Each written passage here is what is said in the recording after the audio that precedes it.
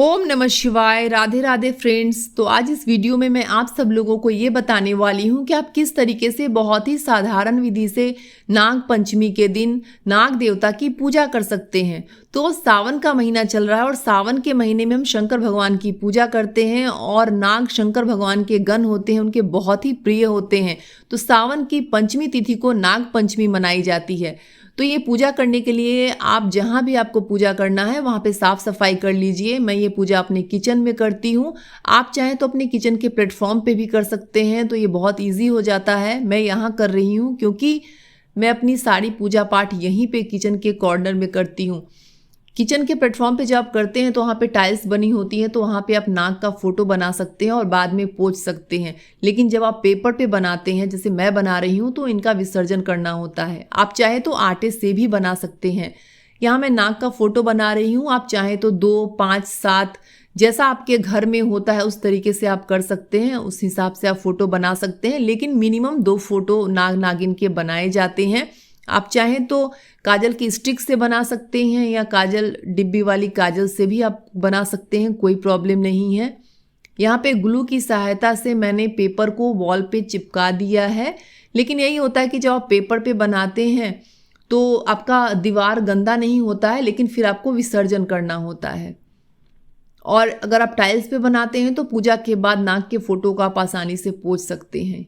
यहाँ बहुत ही भावपूर्ण विधि से मैंने फूल से जल छिड़क के स्नान कराया है, उसके बाद दीपक जलाया है। आप चाहें तो घी या तिल के तेल से दीपक जला सकते हैं, धूप बत्ती जलाइए।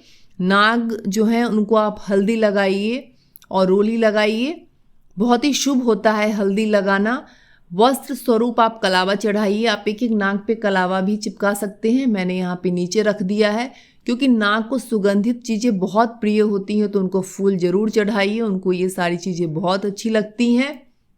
इसके बाद आप ये भोग चढ़ा सकते हैं। भोग में सारी चीज़ें थोड़ी थोड़ी चढ़ाइए क्योंकि इनका बाद में विसर्जन करना होता है। तो थोड़ा सा मैंने दूध लिया है, कच्चा दूध है, थोड़ी शक्कर है, और आप शक्कर की जगह घर में बनी मिठाइयाँ भी ले सकते हैं, हलवा भी ले सकते हैं। यहाँ पे मैंने चावल भी चढ़ाया है, तो अगर आप चाहें तो बाजरा भी ले सकते हैं। यथा सामर्थ्य आप दक्षिणा भी चढ़ा सकते हैं। इसके बाद आप जल चढ़ाइए और पूजा में हुई कमियों के लिए नाग देवता से क्षमा याचना कीजिए। अपने घर की बरकत वृद्धि के लिए नाग देवता की पूजा कीजिए। अगर आपको कथा सुननी है तो हाथ में चावल और फूल लीजिए। इसके बाद आप कथा सुनिए। कथा सुनने के बाद फूल को आप नाग देवता को समर्पित कर दीजिए और चावल को जल में डाल दीजिए।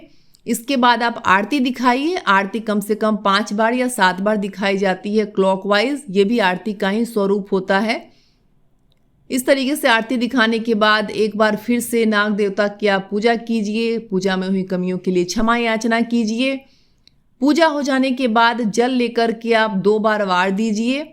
और क्या होता है कि काल सर्प दोष भी कई लोगों को होते हैं, तो काल सर्प दोष का निवारण आप नाग पंचमी के दिन करते हैं तो बहुत अच्छा होता है। इसमें होता यह है कि आपको ये करना होता है कि आप चांदी या पीतल के बने नाग को लेकर के मंदिर में जाइए, शंकर भगवान को समर्पित कीजिए।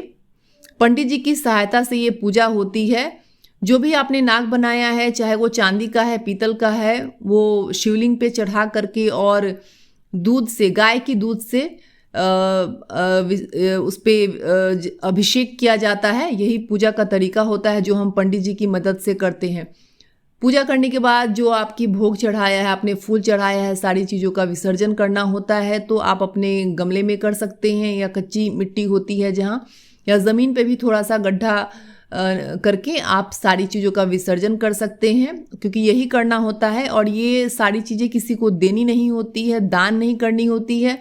सिर्फ जो आपने दक्षिणा चढ़ाया है वो दान करना होता है, और जो जल है वो सूर्य भगवान को आप चढ़ा दीजिए। बाकी सारी चीज़ें ज़मीन में आप कर दीजिए, ज़मीन में डाल दीजिए। आई होप आप लोगों को वीडियो अच्छी लगी है तो please like, subscribe and share.